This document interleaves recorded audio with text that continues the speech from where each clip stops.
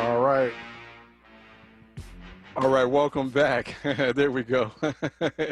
Just working in this virtual environment, so every now and then you forget a few buttons or two. I'm Charles Ellis, and welcome back to our EcoWord Environmental Justice Summit all day long here on the home of Black Talk Media. It's none other than WURD 96.1 FM 900 AM, WURDradio.com, WURD TV, WURD app. Welcome back to the program. Hope you all have been enjoying our day-long discussion, our day-long interactive series of panels, discussions, planning sessions, etc., on environmental justice, how we achieve full, complete environmental justice in Philly and beyond Philly as well. We appreciate that you're watching us on our WURD TV stream at facebook.com/forward. See a lot of comments and activity and participation there.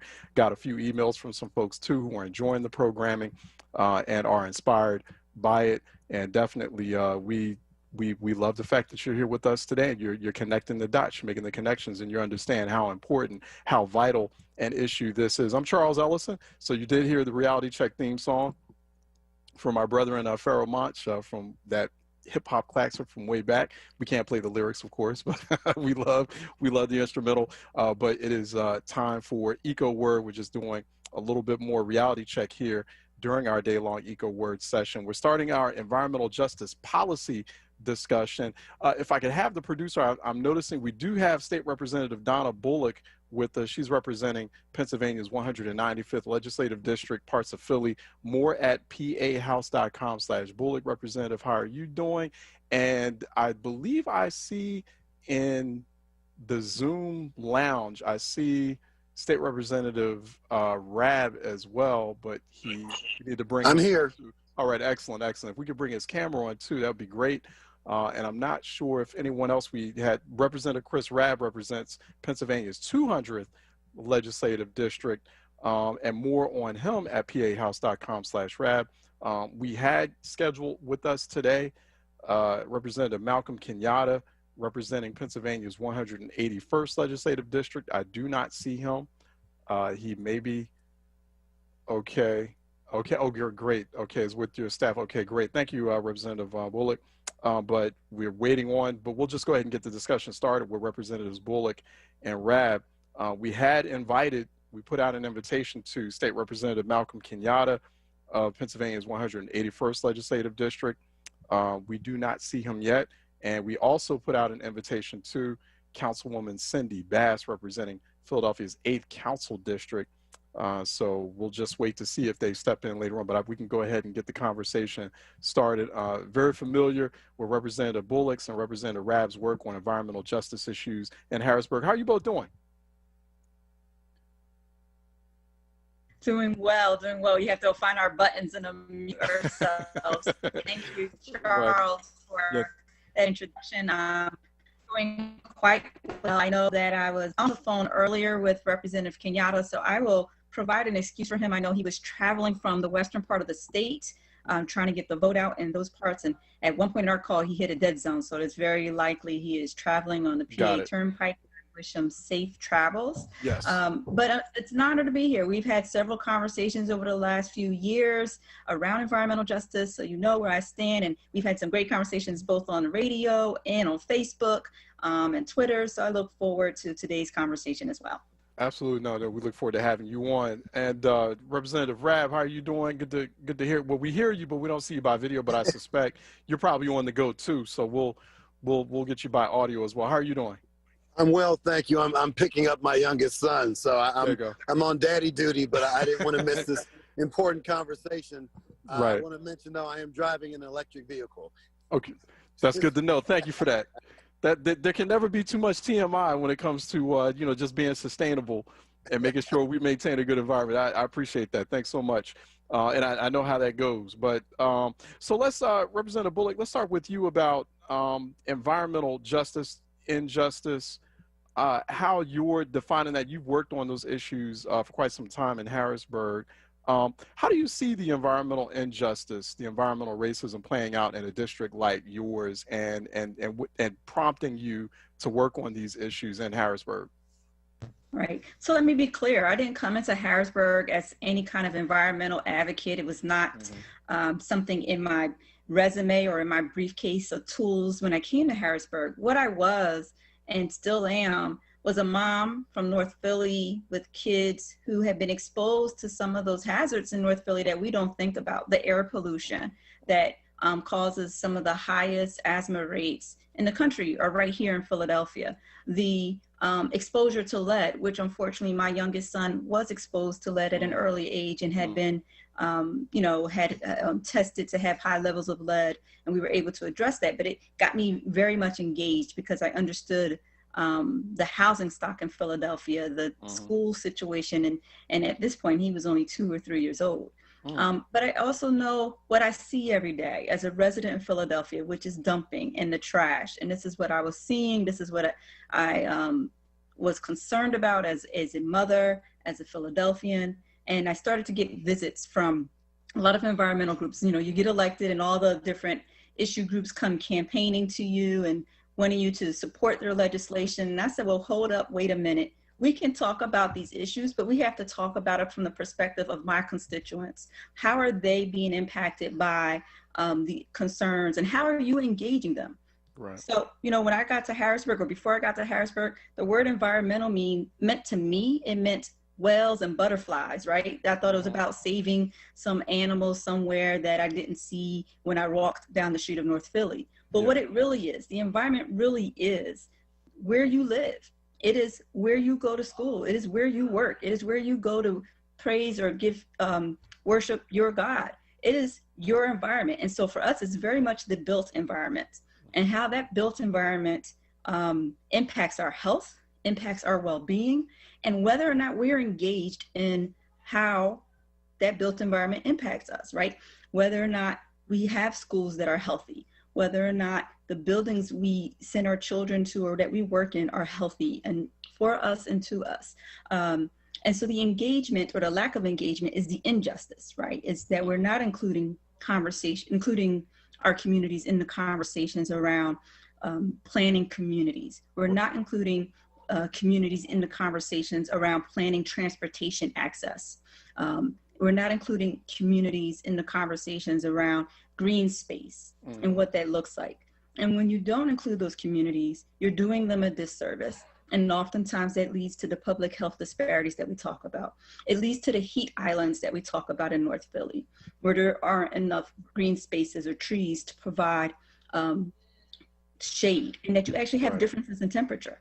It leads to all kinds of other public health disparities, including the ones I initially mentioned, the asthma rates, the lead exposure, the asbestos exposure. And we've seen it in all summer long and during the pandemic, particularly the dumping and illegal dumping that's happening in our communities. Yeah, no, that's it's very interesting that you mentioned that too, about, you know, just our communities, particularly the most distressed communities in a place like Philly, not being, there you go, how you doing, Representative Rabb, not being involved in a lot of these plan discussions. For example, like I noticed the Department of Environmental Protection for Pennsylvania has an environmental justice advisory board, and they've got a series of meetings. They still are meeting, and I just wonder how many Philadelphians, how many people, particularly in Black communities in Philadelphia, know that there's an environmental justice advisory board. They're holding meetings. They're open to the public. Folks can participate in it, but that's what we're here for, to get that information out and to talk about it. Representative Rabb, just like that personal moment for you, because I appreciate you, Representative Bullock, framing it in personal terms, how, you know, you start off as a mother, as a Philadelphian, and then you were like, I'm going to act as a legislator on this. Was that a similar situation for you, Representative Rabb? In a way, yes.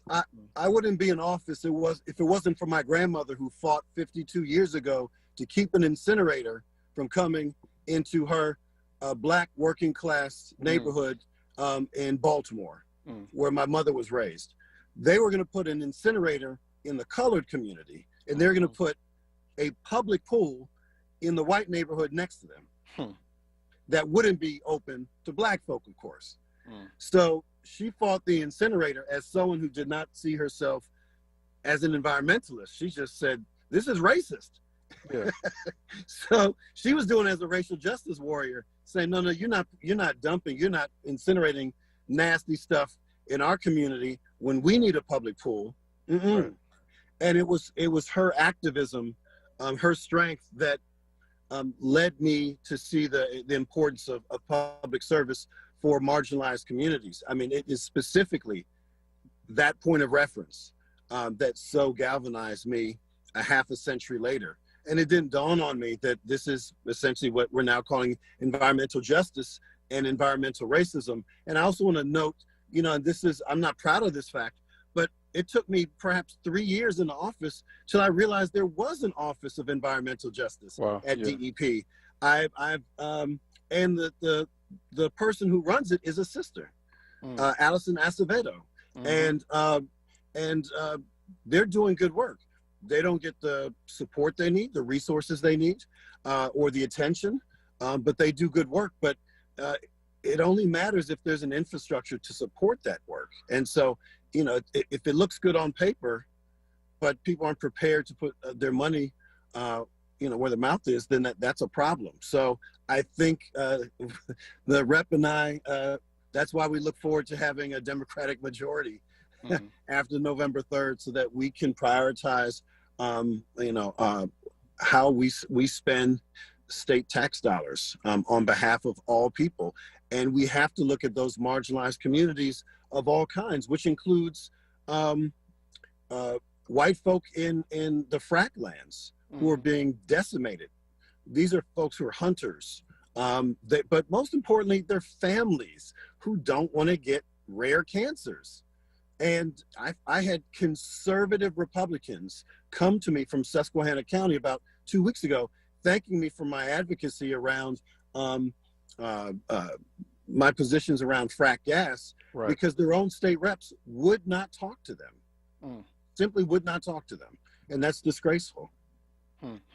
You know, I would like to get a little bit into Representative Bullock, and then Representative Rabb, I'll ask you as well, how you're a little bit more into how your constituents are perceiving this issue, right? You know, so like you mentioned earlier, Representative Bullock, and I noticed I saw a little conversation maybe about a week or so ago about dumping, about illegal, about trash in Philly, and that's a big problem. And how, like, what are those top 3 kinds of issues that your constituents are focused on, or they're calling about, to get response from you? And does it seem like those issues, they seem to have an environmental element to them, or like an environmental theme at the core? Right. Thank you for that question. You know, our communities may not use the term environmental, right? We may not say, I'm an environmentalist. We may not be members of the Sierra Club, but that does not mean we don't have a close connection with the land. In fact, our ancestors very much so had. It is a part of who we are. And we understand the health of our communities. We understand the health of our children and our seniors, and that is important to us. And so we may not have that language, but we understand the issues. And so when I talk about these issues in my community, and my district varies, right? I have communities like Strawberry Mansion, and I have communities like Fairmount. But I think all of those communities very much care about the health of their children. And so recently, I think it's the issue around environmental justice has popped up in a number of different ways. Schools, the issues around our school facilities and the conditions of those facilities has really elevated the concerns around lead and the concerns around mold and asbestos. And while it is a concern in our schools, the unfortunate reality is that some of those same conditions exist in homes all across Philadelphia. We have some of the oldest and historic housing stock in this country exists in Philadelphia. And because of that, and that beautiful architecture, when we disrupt that architecture for modifications or rehabs, we put lead and other contaminants in the air. There are lead in playgrounds that we have found, lead dust and all kinds of things. So one, I think we realize our built communities, the older communities, have lead, asbestos, and mold. The other way in which I think folks have noticed this is through the illegal dumping. That is a very visible thing for us, that you don't care about the communities that you're riding through and dumping trash, and that trash may expose those residents to other environmental hazards.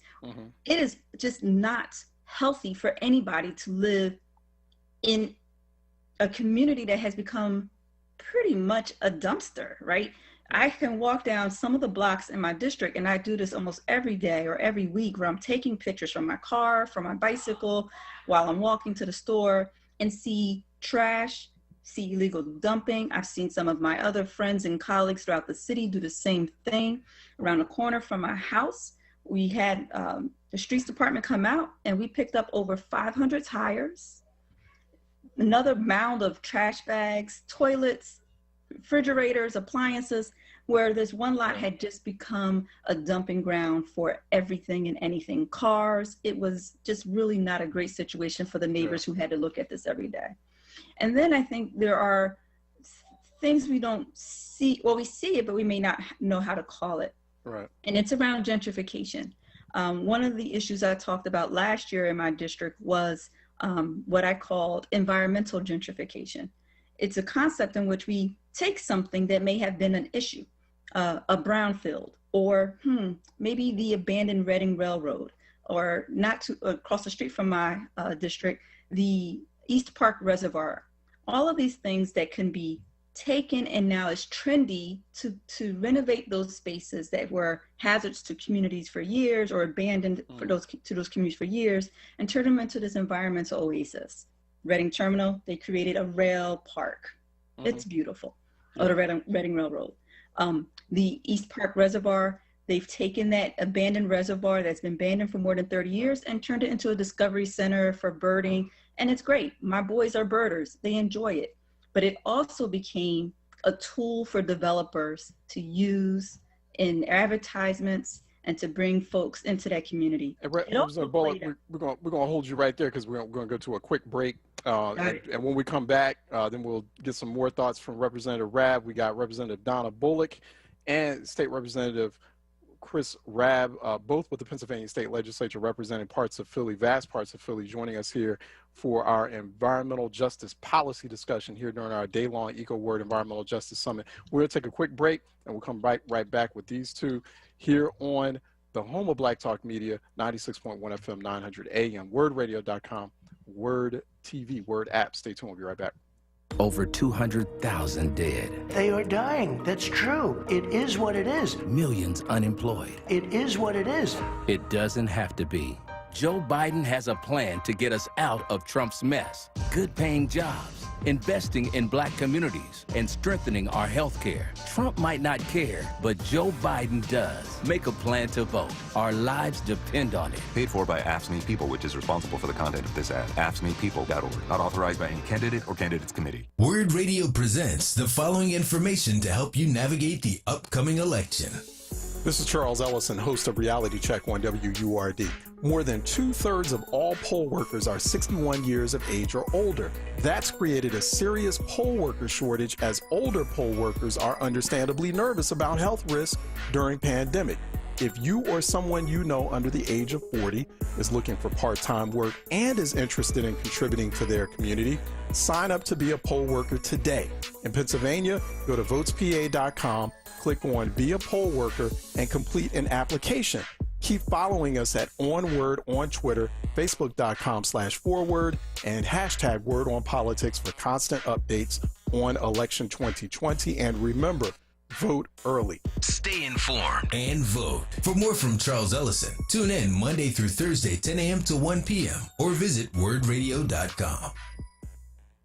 Keystone First VIP Choice HMO SNP Dual Eligible Special Needs Plan has a 4 out of 5 star rating and is one of the highest rated Medicare plans in the region. Keystone First VIP Choice and you are better together. If you live in Philadelphia, Bucks, Chester, Montgomery, or Delaware County, and you have both Medicare and Medicaid, choose the Medicare plan that is working to help you get better care. Enjoy extra benefits at no cost to you with Keystone First VIP Choice. You get benefits like dental, vision, and transportation to and from your medical appointments. They also cover a fitness membership to a gym of your choice. $150 toward over-the-counter pharmacy items. There's no copay for doctor's visits. They offer a large provider network, a great prescription plan, dental coverage, and even eyeglasses. Plus, you don't have to wait for open enrollment. You can change your coverage every quarter. Keystone First VIP Choice. The name you trust, the service you deserve. Call Keystone First VIP Choice today at 1-877-686-1760 or visit KeystoneFirstVIPChoice.com.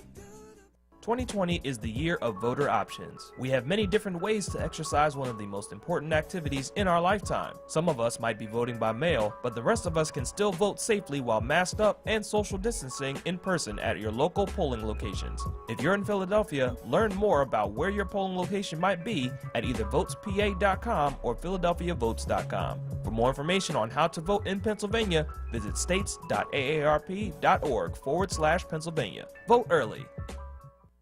This is WURD Radio, 96.1 FM and 900 AM WURD Philadelphia. Black Talk Media.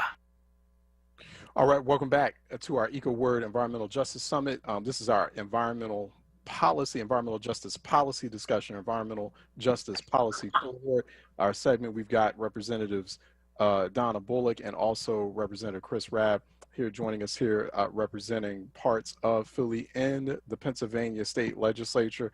Good to have them both on. So, Representative Rabb, are you finding that this is taking up a lot more of your bandwidth as a legislator, as a policymaker, responding to like some of those issues that you talked about earlier, that even Representative Bullock was just outlining before we went to break? That and particularly as we're seeing climate crisis, climate change have more of an impact, whether it's the urban heat islands or it's the flooding. Is this starting to consume a lot of bandwidth for your office? Not as much as it should, but I really want to kind of piggyback on Representative Bullock. Mm-hmm. I think she masterfully talked about why environmental justice is so important to Black folk in particular in marginalized communities. The specific examples she gave about how it impacts our lives, our families, our communities specifically, is something that needs to be stated as such whenever we talk about it in predominantly Black communities, because when we talk about environmental issues, environmental activism, we think of middle-class white guys, or we think about Greta Thunberg, we think about white folk. And and again, to Rep. Bullock's point, we talk about whales over illegal dumping in our backyards. We talk about, spotted owls versus asbestos and lead paint and all of those other things that are really, really consequential in underserved communities. And we have to put it in the context of systemic racism. You can't talk about environmental justice without talking about racial justice. You can't do it. And it impacts everything. And not only do we have a history as African Americans in dealing with the environment, it's why we're here, right? When we're talking about agriculture, we are here as skilled agricultural laborers. Right. Okay, and you can't talk about agriculture without talking about the environment, right? You can't do it. So it's connected, and we have been separated from our own history largely because of corporate media and other institutions, which is why I always like saying on WURD, like the beauty of having Black-owned media and independent media is to raise up these narratives that they're not going to raise up in corporate owned media outlets. So that's important. The other thing that's important is that we have to demand that how we talk about environmental priorities hits our communities and that we're at the table, right? Because if you're not at the table, you're on the menu, right? So these are important issues and we have to make it our own. We don't need the validation of the usual suspects in the environmental community to make our points, because we've been doing it before there was even an environmental movement. It is our heritage, and we have to own it. So we can have reasonable critiques about predominantly white environmental groups leaving us out, but we also have to create our own narratives and also challenge any of the language that we're using. So you can never use the language of your adversary and win a fight, which is why I never use the term natural gas. It's not natural. No, it's not fracked. It's fracked gas. So if you're trying to talk about environmental change and issues and you're using your adversary's language, you're gonna lose. So we have to do that as Black folk on all levels in environmental issues and beyond. Well, we also have joining us Representative Malcolm Kenyatta. He represents Pennsylvania's 181st Legislative District. More at pahouse.com/Kenyatta. He joins us. I suspect that's not him driving. That's I am not driving. That's someone else going about that. So want to draw you into the discussion as well about like. I'm sitting next to Chris on the other side. Oh, that's right. That's what it is, right? Yeah, no, thanks for joining us. Really appreciate this. So.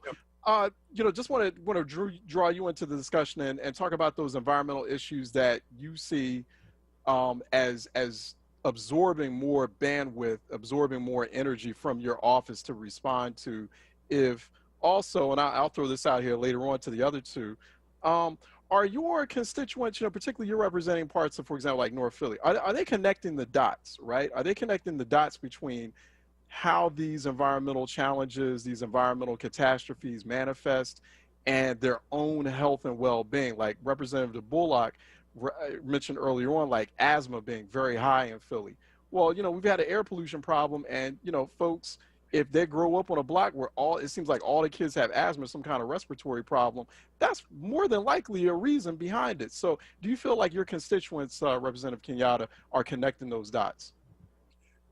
I think absolutely they are. And I'd like to just sort of underline something I heard Rep. talking about when I jumped on, that when we think about like a lot of the big greens, folks who are doing great work, we love it, but we have to be honest with our friends and have tough conversations with our friends, that it's incumbent upon folks to recognize the language that people in communities are using and connect that to some of the policy agendas that they're pushing. So there are folks in my community who are talking about asthma. We're talking about lead in schools. We're talking about energy efficient housing. And maybe they're not using the language that we traditionally associate with environmentalists, or the language that some of the environmentalist groups are using, but they're talking about these issues as quality of life issues, as health issues. They're having these conversations, but I do feel like sometimes we're not speaking from the same dictionary and using some of the same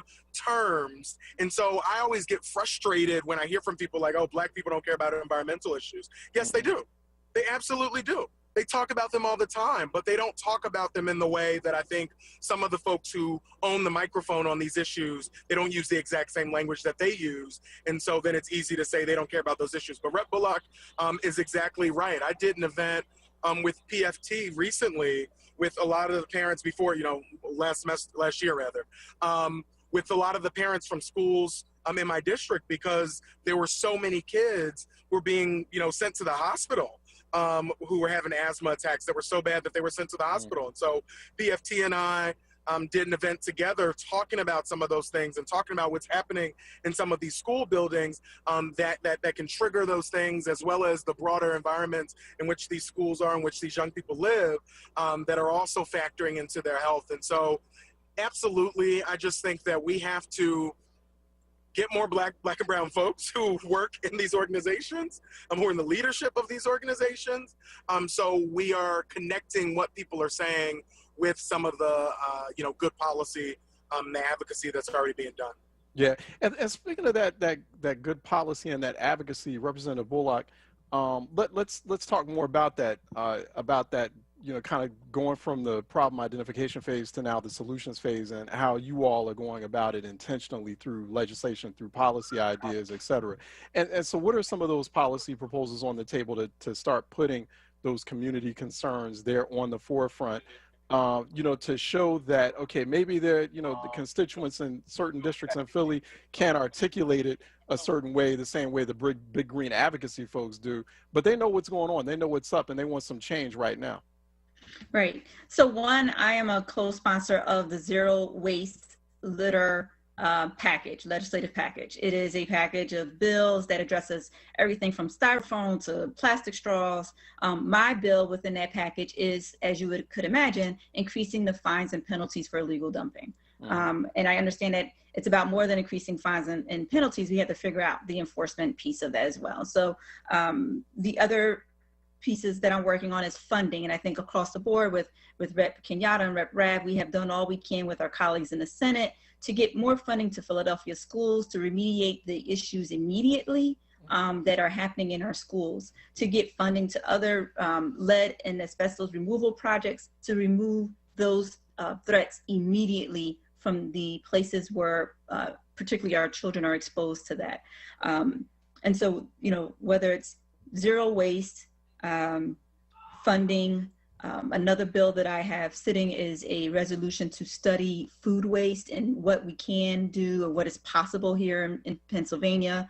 And then policy-wise as well, we're also looking at funding around energy equity and supporting, you know, light heat programs and energy efficiency programs. You know, many of us have probably grown up in a house, where your mama made you turn off all the lights when you left the room. That's right. Or, you know, we pulled down the shades, right? So we know about energy because of a necessity, right? It's a cost to savings, but those same sort of energy efficiency efforts that we can replicate at a mass scale. And then lastly, I have been working very closely with the community solar community to get community solar passed here in Pennsylvania, and working across the aisle to make that happen. Again, about energy equity, making sure we have access to all of those renewable energies. It sounds great to say we want to move towards all this renewable energy by 2030, 2050, but if it's not affordable from our community, if it's not even a possibility from our community because we're a row house community, then why am I having this conversation? And so community solar is an option for that. Yeah, you know, speaking of energy equity, and Representative Rabb, you know, kind of outline what you're working on, but too, that's a really tall hill to climb, right? In a legislature like Harrisburg, and trying to push the priorities of Philadelphia, which seems to be so isolated and alienated from the central and western parts of the state and those legislators there. And so talk about like how do you set the business case? How do you sell something like energy at the need for community solar, the need to clean an environment? Jobs. That's how you do it. It is the most bipartisan buzzword that when made real is the most meaningful. Listen, the reason Rep. Bullock has a lot of experience working across the aisle is what more of us need to do. It's hard work, but she is a leader in, you know, in temperament and substance in doing that. And I applaud her whenever I see her doing stuff. But one of the reasons she can be successful on this issue is if you have a Republican colleague who has a wind farm in their district that creates good family sustaining jobs, guess what? That Republican is now pro-wind.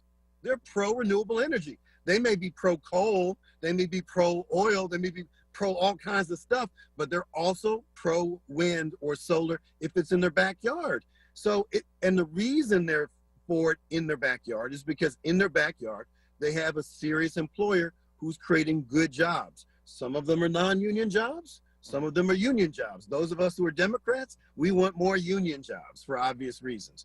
But I think that's a really important thing.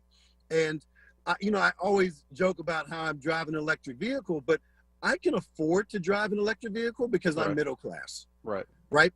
But the reason I can now afford it as a middle class professional is because of federal tax subsidies, which is determined by who's in the White House, who's in Congress, and it floats down to the states.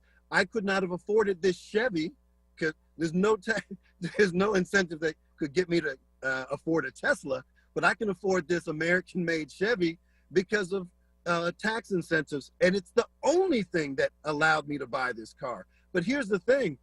If you're working class and you have a car and you are as environmentally conscious as a middle class person, you should have the same opportunity to buy used hybrid and electric vehicles. Right. We need subsidies to help that, because we have subsidies to help all kinds of other special interests, whether it's homeowners, whether it's folks who love fossil fuels. They have all kinds of subsidies. So let's put our money where our mouth is and fund the type of things that are going to have the most meaningful impact on marginalized communities and our earth as we know it. And this is a really good way. But ultimately, if you can have a strong message around creating good local jobs, you're going to get more bipartisanship. And in fact, green jobs are going to be flourishing a lot more than those with fossil fuels, including fracking. That's a good point, but kind of expound on that a little bit more, and all three of you help me unpack this, because I hear that jobs discussion, right? But are all of you and your colleagues showing in like this very clear, very relatable way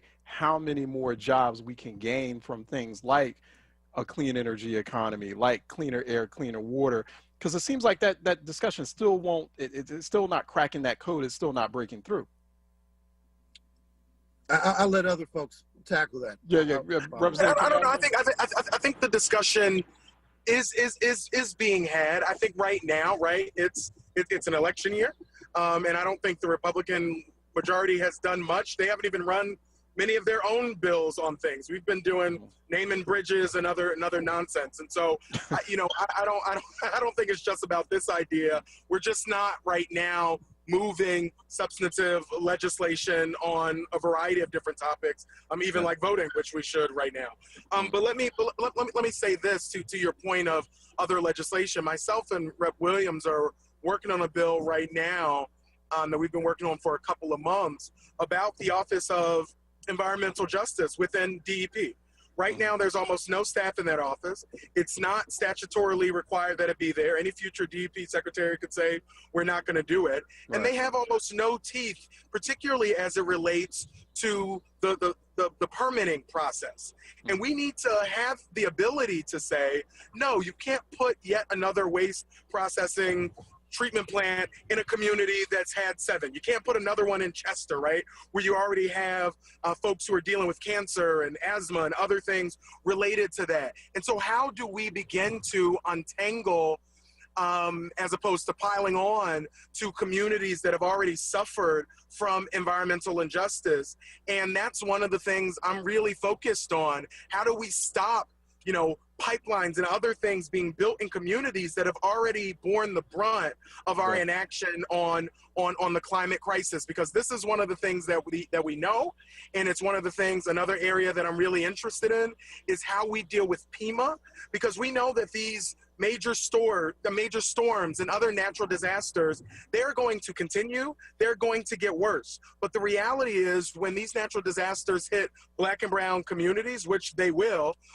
they are least well positioned to recover from those disasters when they happen. And Rice University and University of Pitt has done a great study on this that people should look at as it relates to hurricanes, that white communities, when there's a natural disaster, not only do they recover, but in many cases they recover stronger than before the natural disaster, as opposed to Black and brown folks where they never recover and end up reverting in terms of their economic opportunity. Yeah. We're going to take a quick break. We've got on line with us Representative Malcolm Kenyatta. You were just hearing him speak, and then before then Representative Chris Rabb and also Representative Donna Bullock, all joining us here for our environmental justice policy discussion. So we're going to take a break, and then we come back and we'll talk more about how we craft, how we shape policy headed in a direction where we can get more environmental justice. We're here on the home of Black Talk Media, WURD 96.1 FM, 900 AM, WURDradio.com, WURD TV, WURD app. Stay tuned. We'll be right back. I'm Joe Biden, candidate for president, and I approve this message. But they've got the experience. I'm still in shock 3 or 4 years later that we're in this position now. Our democracy is at a pivotal point. From the top, we don't trust our government. We see the trouble we're in economically. We've got 170,000 Americans dead, and yet this president will do anything he can to make it seem like things are better than they are. I did more for the Black community than anybody, with the possible exception of Abraham Lincoln. It's our responsibility If we don't lead that effort to make things better, we can't ask other people to do it. There is no good reason not to vote. Right, we need to have individuals that are in office like Joe Biden and Kamala Harris. They are our best shot to take us forward. And that's what makes me incredibly hopeful, but we really do have to work for this thing. To the thousands who did not vote, we need you to show up for our future and for our country. You cannot sit on the sidelines. You got to get in the game. Paid for by Biden for president.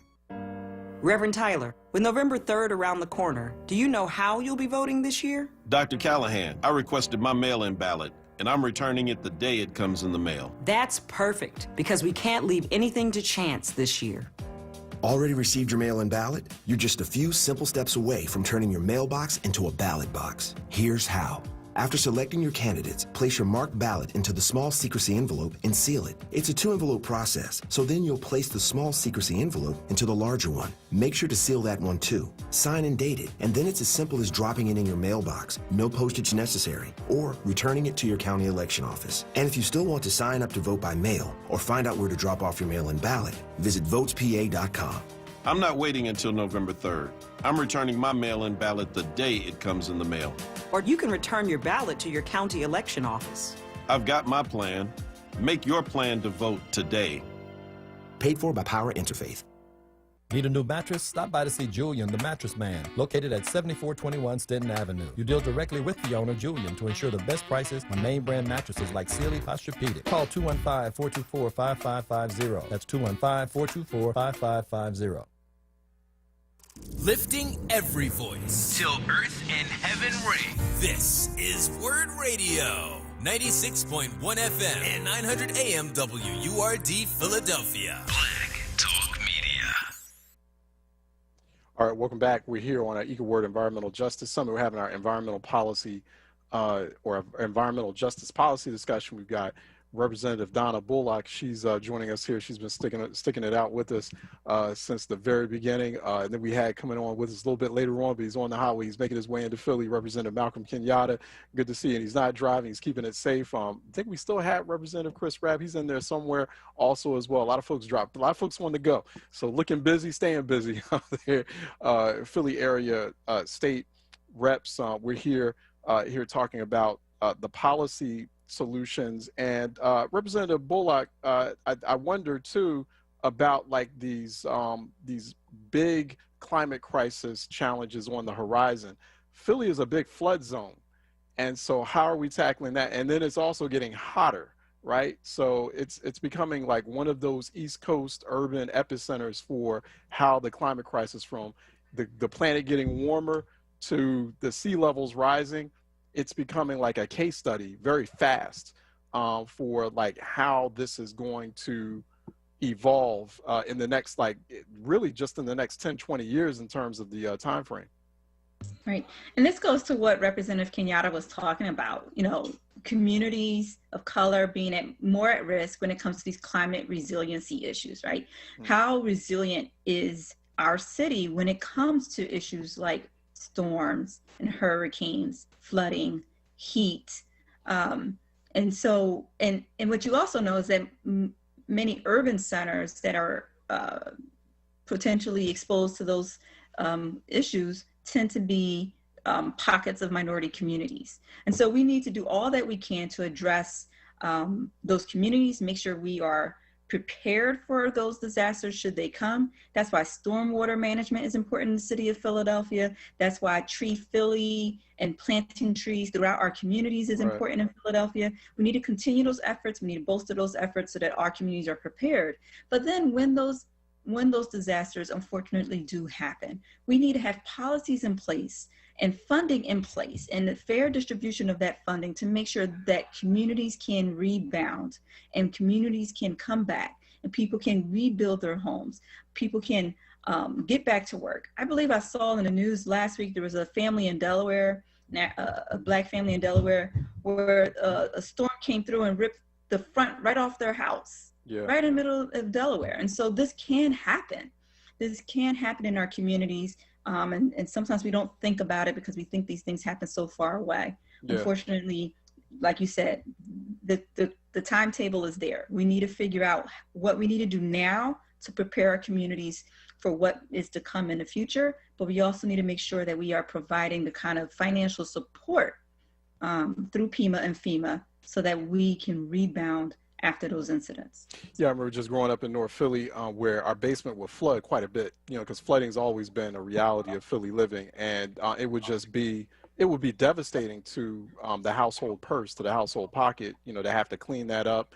We had to be creative, basically, in terms of, just remember my folks just having to be creative when that basement would flood, and, you know, had to figure it out, you know, and it wasn't, and it would create an economic crisis that would last for months or years at a time. Big point there. Yeah, go ahead. Charles, is making sure that, I'm sorry, I apologize, but our house stock has to be ready, right? We have old housing stock, and so flooding, like you mentioned, in our basements can happen. Some folks' roofs are not in good condition. How do we make sure we get out and do the basic systems, basic foundational repair and assistance, or building new structures so that our housing and our community can stay together should we be hit by hard storms? Yeah, yeah. Representative Kenyatta, while I got you there, what's the relationship like? And I'm sure Representative Bullock, you might want to chime in on this as well, and if we still have Representative Rabb. The relationship with the city, you know, Representative Bullock just hinted at that, you know, like the cities also have to roll out a plan for resilience, for sustainability. I mean, is that a close enough relationship? Is the collaboration there to finally achieve that clean energy economy, the explosion of green jobs, as they call them, right? You know, or tackling some of these issues, these quality of life issues that we're just talking about. What's that like? I mean, I was hoping that we were going to have a local representative person from City Council here, but at my understanding, they declined our request to be on this panel. But just coming from the state perspective, what is that state-local relationship like on these issues? Well, I think that if we're going to have a collaborative relationship, we need a majority in Harrisburg that really supports investing in our cities and prioritizing the things that our cities need. That's a part of the reason I'm in this car, because I've been going around the state trying to help colleagues and future colleagues get up here, because, you know, I think we are really past the point at this time of arguing with people about whether or not they believe in basic science, right? Like, we know what the science is. The question is, what are we going to do about it? Because I think Representative Bullock, you know, went into the details of it, and I don't need to rehash them. But I think the reality is these things are going to happen, right? It is going to happen. And so are we going to do things that we should do on the front end to mitigate these things, to make sure we're prepared? Or are we going to wait until it gets on the back end and be in a tougher situation? And I think that for folks like the folks who are on this panel right now, we want to be on the front end, making the types of critical investments that make the impact of these storms as de minimis as possible, instead of you know, dealing with the current structure that we have right now. Because it's so important that we continue to hammer home the point that environmental justice is racial justice, it's economic justice, and these three things work in tandem. And so we have to address them in a comprehensive way. I don't think the majority is doing that right now. And I think, as has been said, I don't think we have a majority that is super friendly toward Philadelphia. But the reality is Philadelphia is the economic engine of the state. And what happens in Philadelphia has a huge impact on our state budgets and, you know, the quality of life across the Commonwealth. We got about a couple more minutes here, a few more minutes maybe. Representative Bullock, if you have members in your community who are really deeply concerned about these issues, particularly Black, brown folks, Black folks in these highly impacted, distressed communities who want to approach you about this, I mean, how would you recommend they start going about that, you know, coming to you and wanting to collaborate with your office a little bit more extensively on these issues? Yes, definitely reach out to my office. We try to hold an annual environmental justice event. We're currently planning ours, hopefully for sometime later this fall. You can reach my office at 2835 West Girard Avenue, right at the corner of 29th and Girard. You can call us at 215-684-3738. And you can email me directly at dbullock@pahouse.net. And you can find us on social media as well at Rep. Donna Bullock on Twitter and Facebook. Yeah, also, Representative, I don't know if Representative Rabb is still there. I'm here. So, are you there? Yeah, what that question too about, we got about 3 more minutes left, well, a little less than 3 minutes left, but yeah, like, how should people approach you? How would you encourage people to approach you to start collaborating this one a little bit more deeply and intentionally?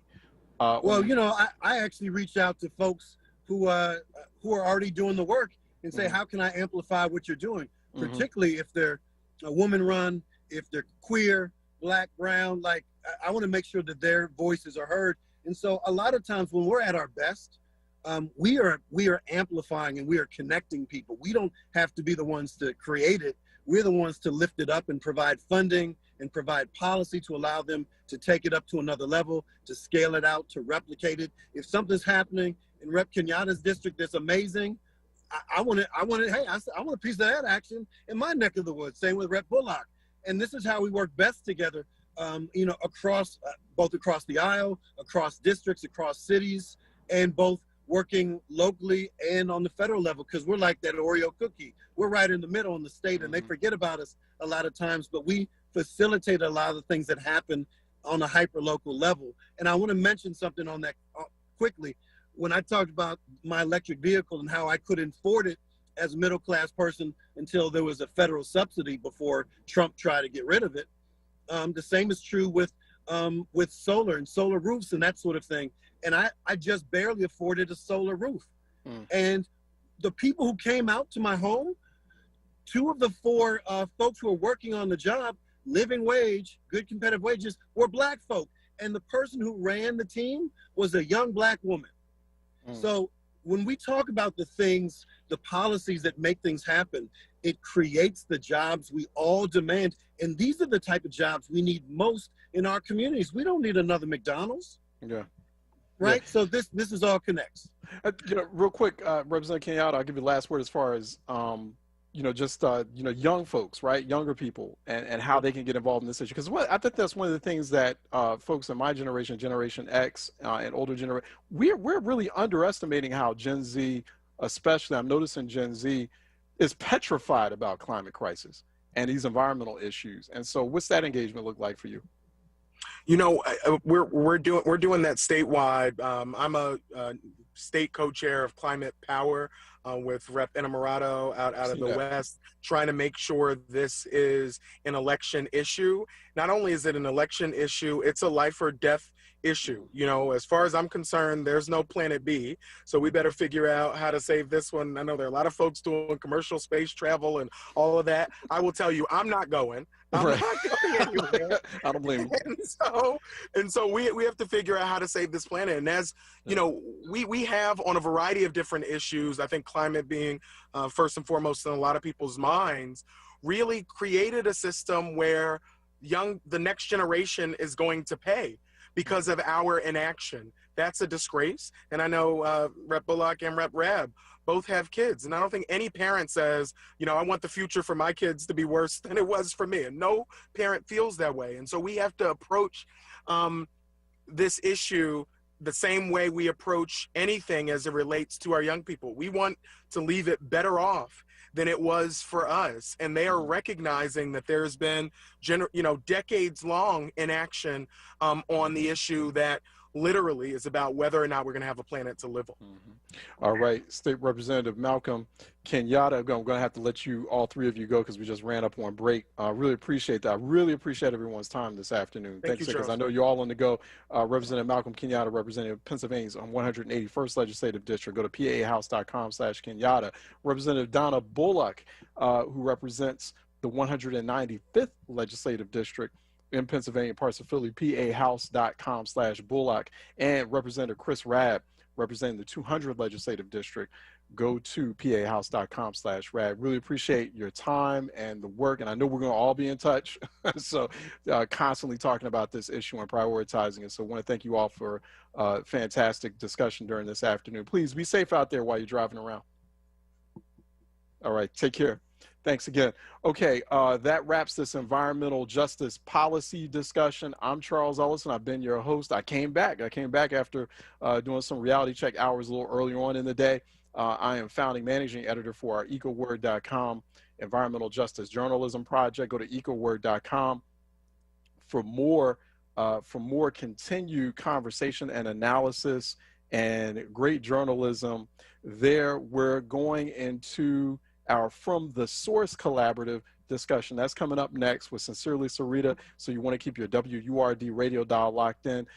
She's talking with Frank Coomer from the Philadelphia Inquirer about reporting on local issues, highlighting Philadelphia as part of the watershed. So that's part of our ongoing partnership with the From the Source collaborative. Also, Bartram's Garden is another partner. PICO, the Linfest Institute, the Watershed Alliance, and the William Penn Foundation, all sponsors of this fantastic day-long event. And I see a lot of people have been tuning in and also they get it. You all get it. You get it why this is an important issue, why this is a top priority issue. And so, and many of you out there, you might even vote on it come the next couple of weeks. But we do appreciate your time today. I'm Charles Ellison. I'm at Ellison Report on Twitter.com. Let's stay tuned in now for that From the Source collaborative discussion with Sincerely Sarita. I'll be talking to you later on at 7 p.m. tonight. 7 p.m. tonight, I'll be joined by, real quick, Philly Green Man and also Daryl Addison of Torpedo Pot, and also Janine Kayembe, project manager for onWURD, will be also joining me for that discussion a little bit later on. And phone lines will be wide open during that 7 to 9 p.m. hours. So continue to listen in, and I want to get a sense of what you think about this day-long discussion and these issues. I want to get your thoughts and your ideas on it, your potential solutions to this problem, so we can get better at achieving full environmental justice in Philadelphia and beyond. All right, let's go ahead. We'll take a break, and then we'll get to Sincerely Sarita next. Take care. The pandemic is not only putting everyone's health at risk, it's also impacted our jobs and retirement security.